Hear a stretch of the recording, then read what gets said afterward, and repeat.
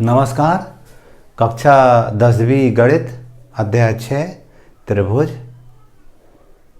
प्रमेय 6.1 थेल्थ प्रमेय है। पहले इसका कथन देखेंगे, फिर उसकी उपपत्ति देखेंगे हम। तो कथन क्या था? किसी त्रिभुज में एक भुजा के समांतर खींची गई रेखा अन्य दो भुजाओं को जिन दो बिंदुओं पर प्रच्छेद करती है वे बिंदु उन भुजाओं को समान अनुपात में विभाजित करते हैं। मतलब क्या है? हम कहते हैं एक त्रिभुज है हमारे पास, ABC एक त्रिभुज है। इस त्रिभुज में BC के समांतर D है। तो बताना है AD/DB बराबर AE/AC। इस कथन को हम लिखेंगे पहले। ये थेल्थ प्रमेय है।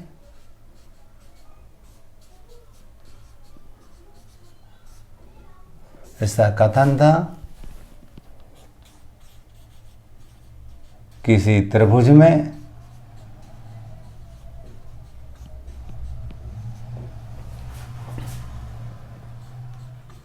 एक भुजा के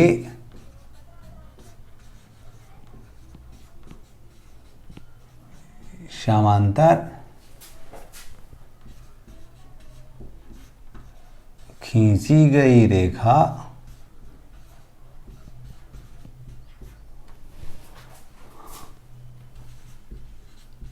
अन्य दो भुजाओं को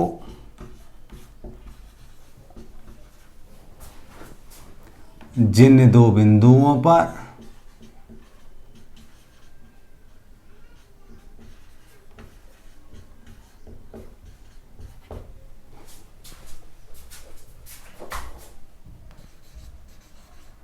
प्रतिच्छेद करती है वे बिंदु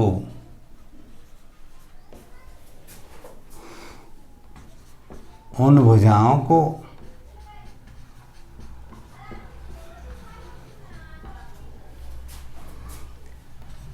समान अनुपात में विभाजित करते हैं।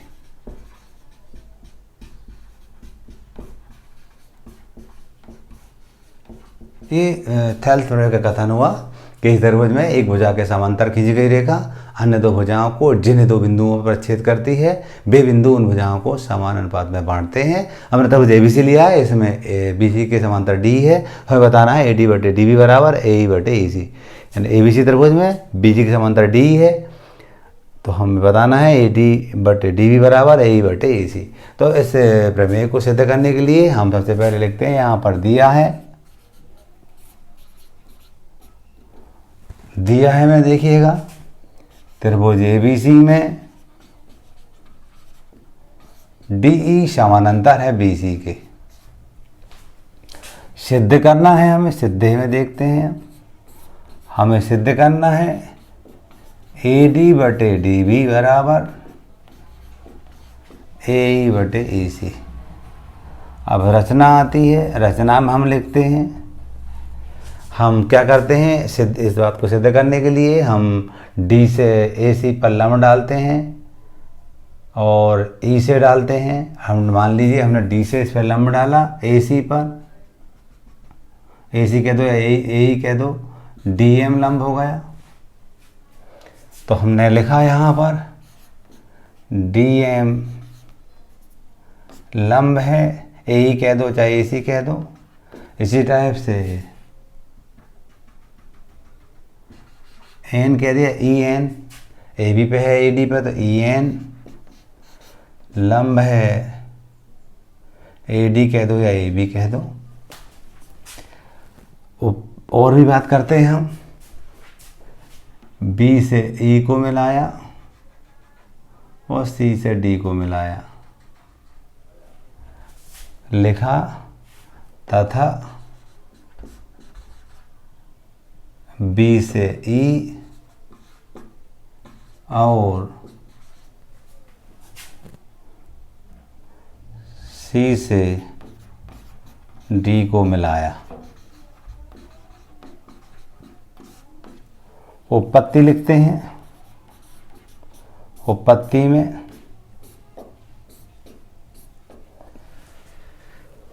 त्रिभुज ले रहे हैं हम एडी ही, ऊपर वाला त्रिभुज कौन सा लिया हमने, एडी।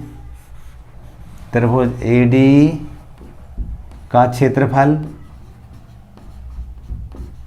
बटे त्रिभुज बीडीई का क्षेत्रफल,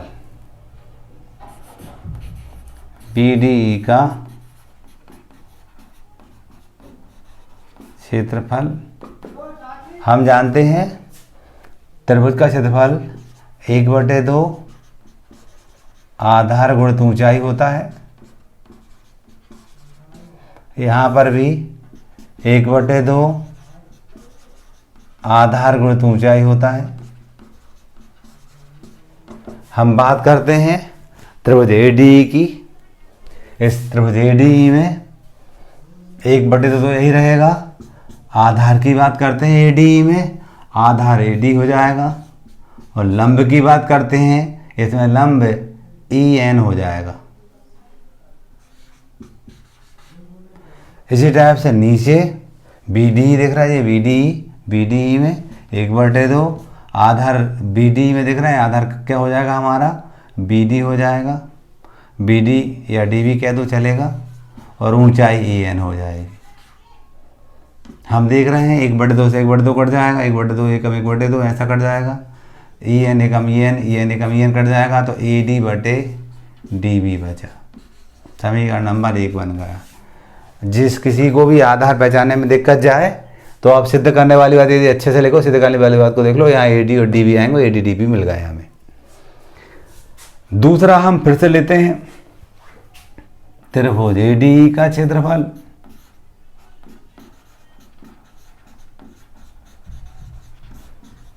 बटे त्रिभुज BCE का क्षेत्रफल। त्रिभुज BCE का क्षेत्रफल हम जानते थे 1/2 आधार गुणित ऊंचाई होता था। नीचे वाला भी 1/2 आधार गुणित ऊंचाई होता है। 1/2 आधार देखो आप, AD में ए वाला आधार लेंगे हम, AE। लंब क्या हो जाएगा, ये लंब हो जाएगा हमारे AD में आधार, ये लंब हो जाएगा DM। इधर नीचे भी 1/2 आधार क्या हो जाएगा EC, BC का आधार EC हो जाएगा। और लंब हो जाएगा DM। हम देख रहे हैं 1/2 एकम 1/2 कट जाएगा जैसा, DM एकम DM, ये DM से DM कट जाएंगे, क्या बचा AE/EC। समीकरण नंबर 2। अब देखिएगा, हम जानते हैं BC और DE समांतर हैं अपनी। अब देखिएगा जो BCD त्रिभुज की बात करते हैं हम, तो ये BC आधार पे बना हुआ है। BCE की बात करें तो भी BC आधार पे बना हुआ था, हमने पढ़ रखा था। दो समांतर रेखाएं हैं और दोनों समांतर रेखाओं के बीच यदि कोई त्रिभुज बना और उसके आधार यदि समान है तो त्रिभुजों के क्षेत्रफल बराबर होते हैं। 9th में ऐसा प्रमेय पढ़ रखा था, तो हम यहाँ लिखेंगे तो त्रिभुज BD है, त्रिभुज BD का क्षेत्रफल बराबर त्रिभुज BCE का क्षेत्रफल। क्यों बराबर है, एक ही आधार है दोनों त्रिभुजों का, और दोनों त्रिभुज हमारे दो समांतर रेखाओं के बीच बने हुए हैं, इसलिए इनका क्षेत्रफल आपस में बराबर होगा। ये नंबर 3 कह देंगे हम। और यहाँ रचना से भी कारण लिख सकते, रचना से आया, रचना से भी लिख सकते रीजन इसका हम। अब 1, 2, 3 को देखेंगे। 1, 2 को देखोगे आप, AD का क्षेत्रफल ऊपर है, इसके भी ऊपर AD का है, और नीचे वाली बात हमने 3 नंबर बराबर बता दी है। दोनों का लेफ्ट हैंड बराबर दिख रहा है, दोनों के लेफ्ट हैंड में ऊपर की बात एक जैसी हो गई। AD का क्षेत्रफल, AD का क्षेत्रफल, नीचे BD आ रहा है, इसके नीचे आ रहा है BC और ये BD और BC हमने नंबर 3 में बराबर बता दिए हैं, तो डेफिनेटली ये दोनों के समीकरण 1 और समीकरण नंबर 2 के लेफ्ट हैंड साइड बराबर है, तो राइट भी बराबर होंगे। हम यहाँ लिख देंगे समीकरण 1, 2 व 3 से क्या लिख देंगे, जब दोनों के लेफ्ट हैंड बराबर है तो राइट हैंड बराबर होंगे। हम लिख देंगे AD/DB बराबर AE/AC। Hence proved. इस प्रकार हमने थेल्स के प्रमेय को सिद्ध कर लिया। अब इसका हम विलोम देखेंगे।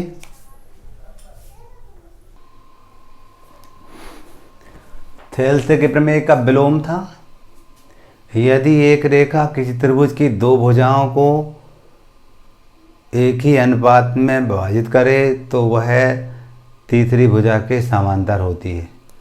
थेल्स के प्रमेय का विलोम था। प्रमेय हमारा 6.2 है और ये प्रमेय क्या था, यदि एक रेखा किसी त्रिभुज की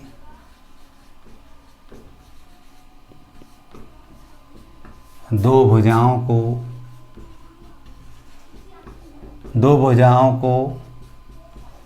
एक ही अनुपात में विभाजित करे तो वह रेखा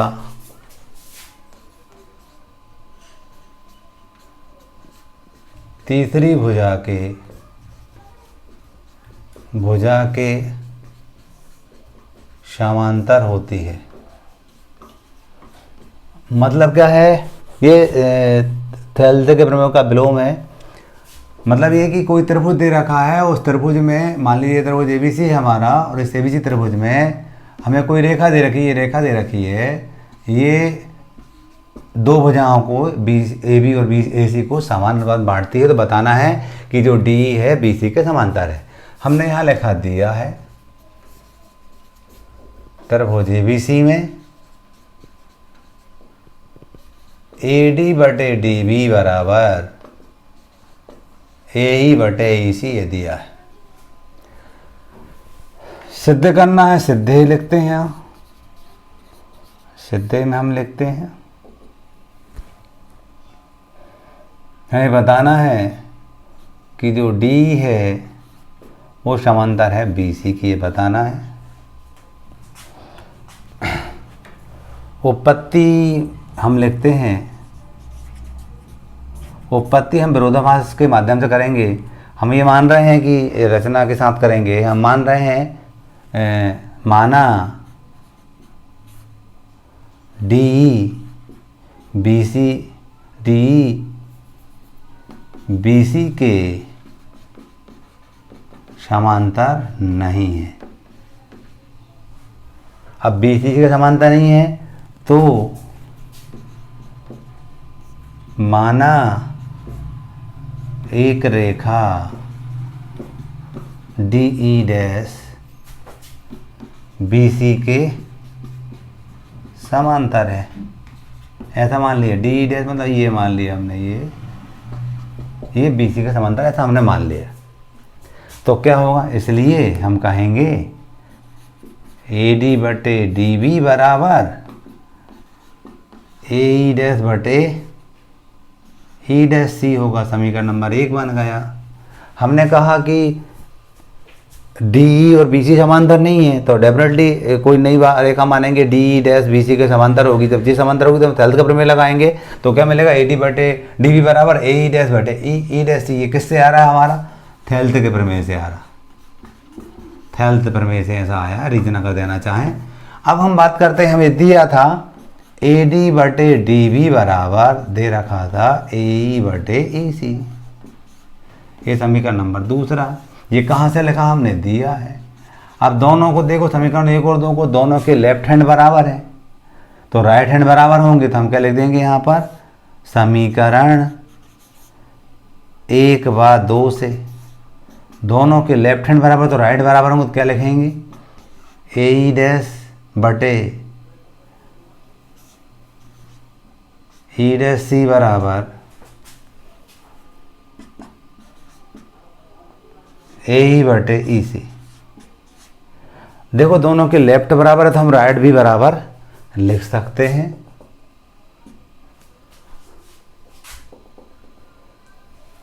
ये क्या है हमारे पास, देख रहे हैं आप, ए ई डैश बटे ई डैश सी, इस टाइप से था। और यहाँ लिखा था ए ई बटे ई, ये इसका राइट हैंड था, ये इसका राइट हैंड था। हमने समीकरण 1 और 2 को देखा, दोनों के लेफ्ट हैंड बराबर थे तो दोनों के राइट भी बराबर होंगे, दोनों के राइट हमने बराबर रख दिए हैं। अब हम हमारे निष्कर्ष पर पहुंचने जा रहे हैं। उपरोक्त से स्पष्ट है कि ये ए ई डैश बटे ई डैश सी आ रहा है और ए ई बटे ई सी आ रहा है। हम लिखेंगे उपरोक्त से स्पष्ट है कि ई डैश व ई समपाती है। इस प्रकार सिद्ध हुआ।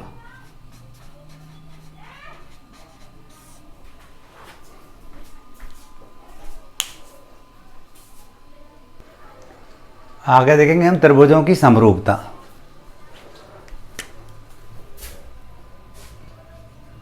दो त्रिभुज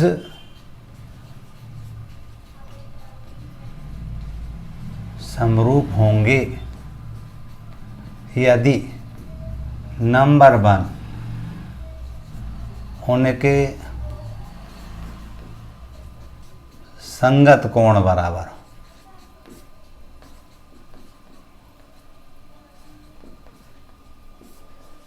मतलब क्या हुआ, मान लीजिए हमने दो त्रिभुज बनाए यहाँ पर ए बी सी, दूसरा बना लिया हमने पी क्यू आर। तो क्या होना चाहिए, कोण ए के बराबर कोण पी होना चाहिए, बी के बराबर क्यू होना चाहिए और कोण सी के बराबर कोण आर होना चाहिए। ये होना चाहिए। नंबर 2 क्या है, संगत भुजाएं अनुपातिक हों, उनकी संगत भुजाएं अनुपातिक हों। इसका मतलब क्या हुआ,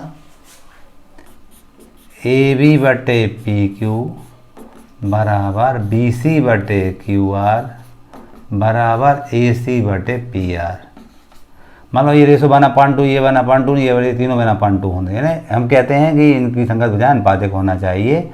ये दो शर्तें हमारी सेटिस्फाई होती है तो हम कहते हैं त्रिभुज समरूप होंगे।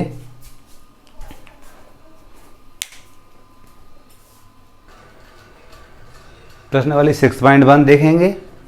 पहला क्वेश्चन था रिक्त स्थानों की पूर्ति कीजिए। सभी वृत्त खालिस्तान होते हैं। हम जानते हैं वृत्त, इस टाइप के वृत्त, ये वृत्त होगा, ये वृत्त होगा, ये वृत्त होगा। सभी वृत्त कैसे होते हैं, देखने में एक जैसे होते हैं। हम कहेंगे समरूप होते हैं। कैसे होते हैं, समरूप। सभी वृत्त देखने में एक जैसे समरूप होते हैं, ये इसमें समरूप भर जाएगा। सभी वर्ग खालिस्तान होते हैं, इस टाइप के वर्ग होते हैं। चारों भुजाएं बराबर होती, प्रत्येक कोण 90 अंश का होता है। ऐसा हमने वर्ग देखा था। देखने में एक जैसे समरूप होते हैं, सभी वर्ग समरूप होते हैं। सभी खालिस्तान त्रिभुज समरूप होते हैं। तो समबाहु त्रिभुज, एक बराबर भुजाओं वाले, ये मान लो 1-1 सेंटीमीटर वाली भुजाओं का त्रिभुज है, दूसरा वाला मान लो 2-2 का है ये। तो ये जो सारे समबाहु त्रिभुज होते हैं वो समरूप होते हैं। भुजाओं की समान संख्या वाले दो बहुभुज समरूप होते हैं यदि उनके संगत कोण बराबर हों। पहले वाले में आ जाएगा बराबर, और उनकी संगत भुजाएं कैसी हो, समानुपाती। इस टाइप से हमने खालिस्तान पूरा किया। अब खाली सवाल नंबर 2 था, हमें समरूप आकृतियों के 2 उदाहरण देने थे, 2 भिन्न भिन्न उदाहरण देने थे। और ऐसे ही हमें जो समरूप नहीं है उनके भी 2 भिन्न भिन्न उदाहरण देने थे। तो समरूप आकृति का उदाहरण देना है तो पहला लिख दिया हमने,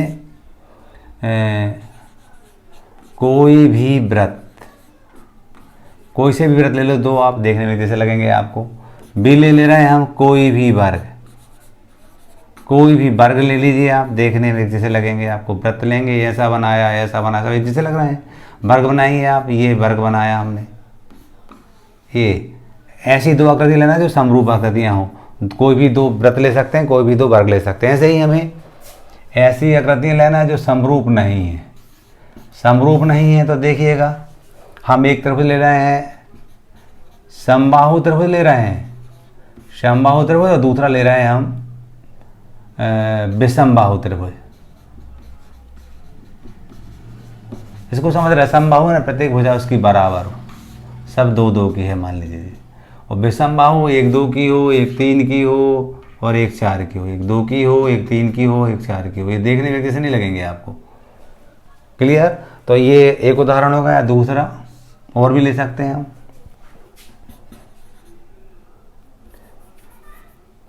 समद्विबाहु ले लिया, समद्विबाहु त्रिभुज और विषमबाहु त्रिभुज, कोई सा भी ले सकते हैं, विषमबाहु त्रिभुज। ये भी देखने में जैसे नहीं लगेंगे हमें। आगे आता है हमारा कि बताना है कि ये समरूप आकृतियाँ हैं कि नहीं दोनों। तो हम देख रहे हैं इनकी भुजाएं तो अनुपातिक लग रही हैं हमें, लेकिन संगत कोण बराबर नहीं है 90 का, ये 90 का नहीं है। तो हम लिखेंगे उपरोक्त चतुर्भुज की संगत भुजाएं